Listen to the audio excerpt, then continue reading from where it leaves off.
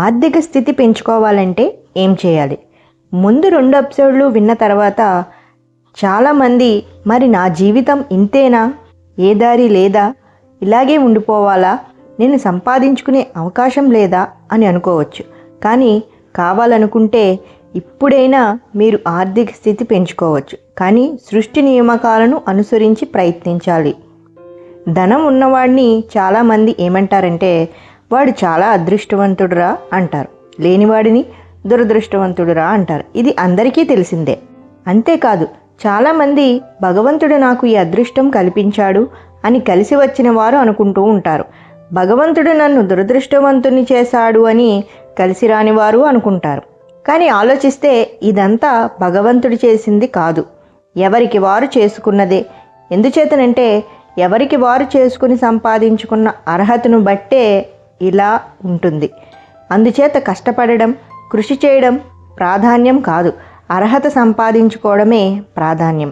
అందుకే రిలయన్స్ ముఖేష్ అంబానీకి మనవడు పుడితే వాడు పుట్టుకతోనే అపర కోటీశ్వరుడు అయిపోతాడు.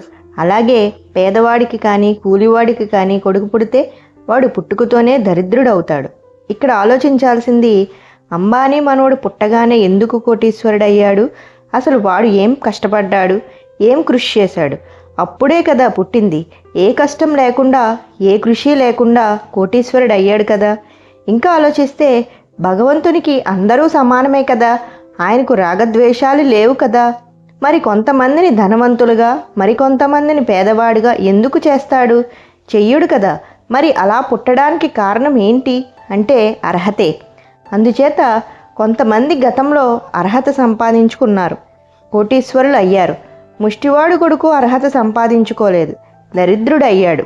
అందుచేత ఆర్థిక స్థితి అన్నది అర్హతను బట్టి వస్తుంది తప్ప రాత్రి పగలు కష్టపడే దాన్ని బట్టి రాదు. మరి ఈ సృష్టిలో అర్హత ఎలా వస్తుంది అన్న సందేహం చాలామందికి రావచ్చు. కానీ ఈ సృష్టిలో అర్హత అన్నది ఇస్తే వస్తుంది, ఇవ్వకపోతే రాదు.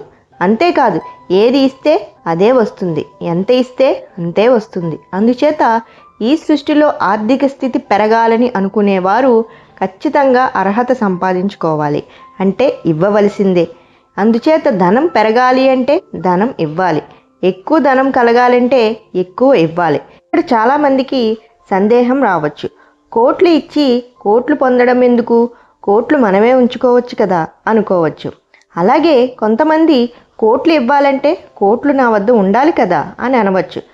అంత ధనం లేని నేను కోట్లు ఎలా ఇవ్వగలను?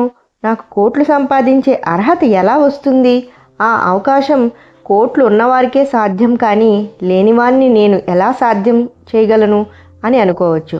ఇంకా కొంతమంది మా దగ్గర డబ్బు లేదు, సేవా కార్యక్రమాలు చెయ్యమన్నా చేయలేకపోతున్నాం, అలాంటి అవకాశం డబ్బున్న వారికే సాధ్యం, కానీ మాలాంటి వారికి సాధ్యం కాదు కదా అని అనుకోవచ్చు.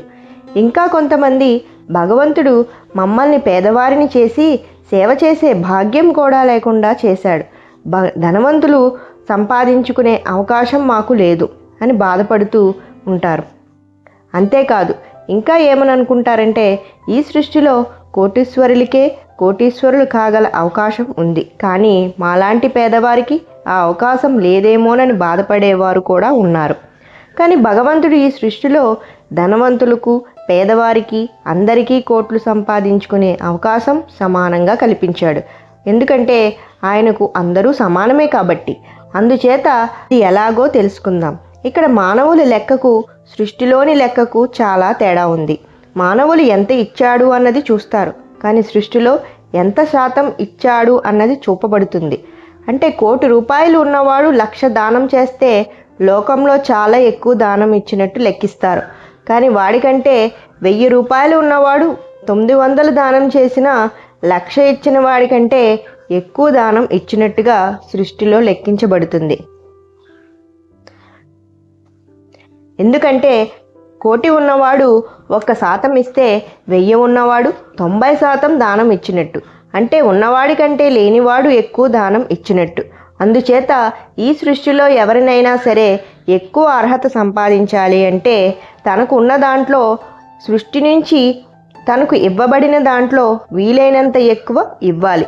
ఎందుచేతనంటే సృష్టిలో ఉన్న దాంట్లో ఎంత ఎక్కువ ఇచ్చాడు అన్నది లెక్కించబడుతుంది, కానీ ఇచ్చిన మొత్తం చూపబడదు.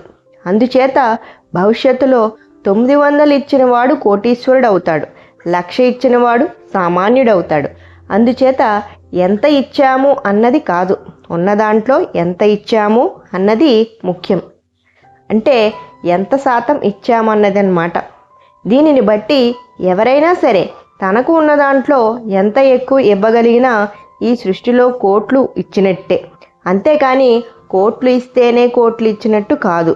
అందుచేత సృష్టిలో అర్హత సంపాదించాలంటే మీకున్న దాంట్లో ఎక్కువ ఇవ్వగలిగితే చాలు, కోట్లు ఇవ్వవలసిన అవసరం లేదు.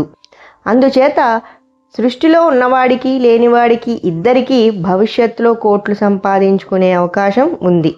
అలా ఉన్న దాంట్లో ఎక్కువ ఇచ్చిన వాడు గొప్పవాడు అవుతాడు, భవిష్యత్తులో లాభపడతాడు, అర్హత సంపాదించుకున్నవాడు అవుతాడు. సృష్టిలోని పై విషయాన్ని మనకు అర్థమయ్యేటట్టు పూర్వం పండితులు కొన్ని పురాణ కథల ద్వారా తెలియజేయడం జరిగింది. Thank you for watching. Next ఎపిసోడ్స్లో పురాణ కథల ద్వారా ఈ విషయాన్ని ఎలా తెలియజేయబడిందో తెలుసుకుందాం. అప్పటిదాకా సైనింగ్ ఆఫ్ మీ శ్వేతాలేఖ్య. సర్వే జనా సుఖినో భవంతు.